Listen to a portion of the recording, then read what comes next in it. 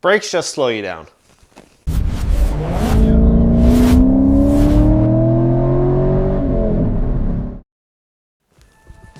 Alright guys, welcome back to the channel. I'm Chris, this is 4K Motoring, and this is our 2021 Corvette. If you guys have been following along, you know, had some issues with it when I bought it, and some I knew about, some I found out later, just because of the rush I was in when I bought it.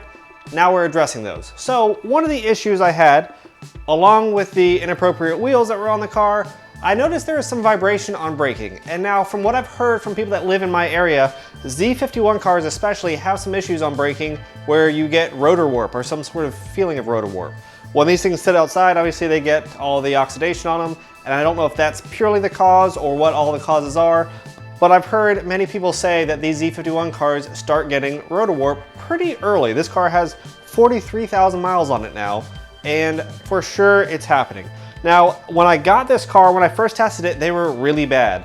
I did a brake burnishing process, which basically means a bunch of repeated 60 to 20-ish, something like that, braking cycles. Really clear off anything that's on the surface, kind of burn away anything on the surface, and then let them cool off altogether. One thing that typically happens, one thing I know that happens with brakes, especially with the adhesive type pads, when you get the rotors a little hot, like being stuck in traffic or around town driving, frequent stop and go, when you get the rotors hot and you sit with your foot on the brake, the pads are stuck to the rotor and they will kind of embed some material on the rotor just due to the heat. And that's what makes that surface irregularity and some of that warping that you notice. So by doing this 60 to 20, just generating a lot of heat in the brakes over and over again, you can get rid of a lot of that. And what I found was, I think whatever was going on with the rear, it's gone. So this car generally had a pretty big shudder right from the beginning, and now it's pretty minute, pretty muted, by comparison at least. And I really only feel it in the steering wheel and a little bit in the brake pedal. It's not as abrupt as it was before. Because I feel it in the steering wheel, I'm pretty sure we're now talking about the front rotors being the ones that I'm feeling. So I'm gonna go ahead and replace those first. I got a set of EBC brakes. These are two-piece brakes. So by far, these are not the cheapest ones you can buy, but they should save, from what they say, 5 to 7 pounds per brake rotor. And now these are unsprung weight because they're downstream of the suspension itself, and they are rotating weight, obviously, because they spin. So really that 5 to 7 pounds makes a big difference. It should make the front end of this car a little bit more agile and a little bit lighter feeling, which is good. Along with these rims I've got here, they seem to be pretty good. Honestly, I think they are definitely lighter than the stock wheels that I've tested. So overall, I think we've lightened up each corner of this car and we've given it a little bit more rubber, a little bit wider wheels in the process. Overall, this car is turning in the car I want it to be. Let's go ahead and swap out these rotors and see if we can tell a difference. Guys, I've had these front wheels off so many times here recently, getting all these front lights on. If you guys have seen these videos, I'll link one above if you haven't. So we're gonna go ahead and pull these front ones off again. I'm gonna show you these wheels beforehand, show you the actual rotors themselves. You can see it looks like there's a little bit of buildup on them. They're not smooth. There's a tiny bit of a lip, tiny bit. And it's not quite smooth. The pads are plenty thick, so I think it's new pads. I don't think they're the factory pads. The front ones don't really squeak, so I know they're probably not the Brembo pads, but the rotors I believe are original. So we're gonna replace them. I think the new ones will look better in honor of the Daytona 500 being tomorrow. I don't know when you're watching this video, but tomorrow's the Daytona 500. We're gonna go back to air impact and see how that sounds. At least it'll be more fulfilling sounding. I don't know if it'll come off easier. These are 140 foot-pounds on these wheel lugs, but we'll get these off, we'll get the wheel off, get it up in the air, and hopefully this will be an easy swap. We're gonna loosen these lugs here.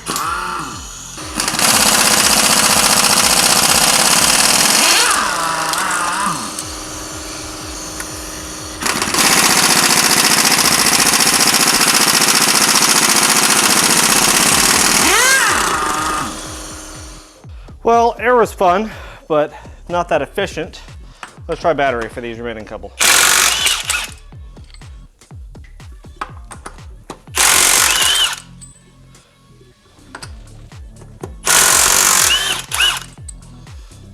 Sorry, NASCAR. This would be a great time to bleed your brakes as well while you're down here. These were just done, so I'm not gonna do it again, but just know if you're doing this, probably time to do it.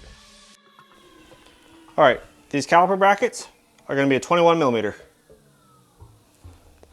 There's 2 bolts back here. This may be your best friend rather than just a breaker bar. Pretty easy to get to if you turn the wheel.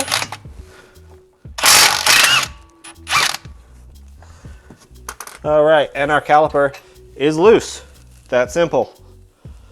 We have our box here. We're gonna go ahead and remove our caliper. There it is, and gently set it down without putting a lot of torque or pressure on that brake line. This is a rubber brake line. I think we're gonna change that to stainless here before too long because I don't like how that's gonna make the brakes feel.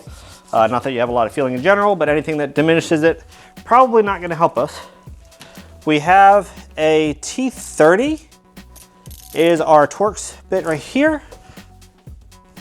We're gonna remove that. Okay, we'll set that aside. Hopefully our brake rotor comes right off. Here it is. We're gonna try to weigh that. I wanna get a good weight comparison between the old ones and the new ones. This thing is definitely heavier feeling to the hand than the new one. All right, with our EBC rotor on in the bag, we're getting a weight of 18.5. We're gonna keep the same cardboard and same bag and put the new rotor on top.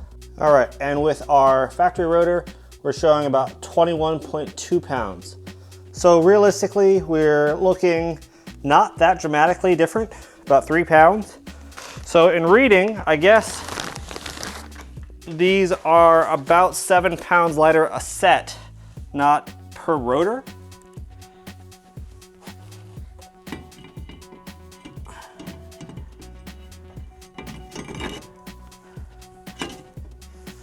There we go.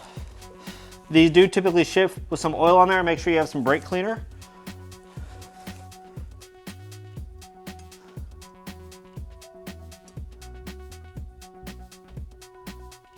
Look at these rotors. Man, they look dramatically better. The venting looks milled in a whole lot better, so the cooling is probably pretty superior on these, especially the fact that these are two-piece. When we look at the back of them, the way that they're constructed, I think they're gonna get a lot more airflow through these ducts, and I think this is gonna be a lot better to drive. Sorry, get our caliper back on. There we go. They didn't require a whole lot of convincing. Definitely a little tight. All right, and they lock on. There are just the 2 screws. Again, these are 21 millimeter that are gonna hold itself on. They have blue Loctite on them, so adding a little bit of blue Loctite before you put these on, probably a good idea. So really, we're gonna torque down those 2 bolts. I'll leave the torque spec right here on screen so you guys can see it. We're gonna throw the tire back on, see how it looks all together.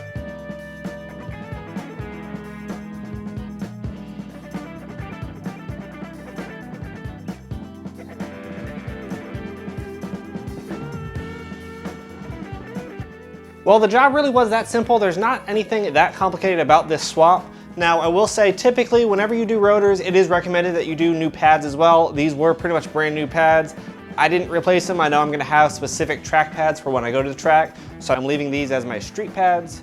I don't think it's gonna be that detrimental, but still worth noting, you should change them. If you guys have recommendations for pads, either for street or for track use, especially the track stuff, please leave them in the comments below. I'd love to kind of get your ideas. That way I know when I go to buy some, which ones I should be looking at. Now, overall, these fit great, and the rotors are a little bit different than what I thought they would be. Now, when I heard 5 to 7 pounds is what I'd be saving, I heard that was per corner, but really it's for the set, so the front or rear total, so 2 rotors together. These were about 3 pounds lighter when I measured them on my scale. Now, obviously, any weight savings is good, so I'm not complaining that these are lighter. They just aren't quite as light as I thought, and when we're talking about the price difference, they were about 800, maybe just under 800. I did have a coupon on eBay, so that kind of dropped it down a little bit, but still, these are not cheap, and they are at least double what you'd spend for a set like Power Stop or any of those brands for brake rotors. Now, what I've seen and what I've read online is that these stock, even the Z51 rotors, because they're one-piece rotors, when they actually do track use or really aggressive street driving, the heat that's put into these things, they end up warping and misshaping, and you end up losing a lot of braking power from them when they start warping just because of the way they change shape. Well, these particular rotors are the 2-piece rotors, and because of the way they're constructed, that outer ring is allowed to expand independent of that center bell, which makes it not warp. It lets it expand kind of evenly, and there's actually room in the pins inside. You can kind of see where they're allowed to expand. That way you get adequate braking and effective braking even when the rotor gets hot. Now, a couple points I wanted to make note of after I started reading the manual a little bit. First is that there's a notice inside about the clicking noises that these things may make, especially while turning. Just because they're two-piece rotors, they do move a little bit, and if they move in a certain way, apparently they may make a clicking sort of noise. That's normal, that is normal operation, and apparently they've gotten a lot of messages about them, so they now include a card when you buy the rotors notifying you if that's what they're gonna do. Now the second thing is the braking in, and this is kind of important and a little bit different than what I would have thought normally. I'll put up on screen here exactly what they're talking about in the manual, but they want you to drive kind of normally, kind of cautiously for about 200 miles, just normal street driving, to avoid thermal shock of those rotors, to let them start getting used to a little bit of heat, and before you do anything too aggressive. After you have 200 miles on them, that's when they want you to bed them in. So they give you the bedding in process, basically the same thing, same idea. You're going to generate a lot of heat, let it cool off, and that's how we bed them in. So let me know what you guys think. The two things I want to do yet to the braking on this, because braking is pretty important. I know brakes just slow you down. I want to do steel braided brake lines because I think that's important. There's a couple brands out there, looking through to see which ones of those are the best option. Also going to be replacing the brake fluid again pretty soon. Kind of deciding, usually use like a multiple 600 or 660, probably staying in that ballpark. But let me know what you guys think about that as well, to see what a good street track option is for that as well. All in all, I think this car is coming together. I really like how it drives. It is a fantastic car for both road trip and for sporty driving. Hopefully these little changes here, every little thing we're doing to it is gonna make it a better car for what I want it to use it for. Kind of an aggressive street car, if that makes sense. So if you guys have any suggestions for mods coming up soon, let me know in the comments below. I'll look into those. Otherwise, appreciate you guys watching. If you haven't already, make sure you hit that like button and subscribe. And stay tuned, because we'll be back soon.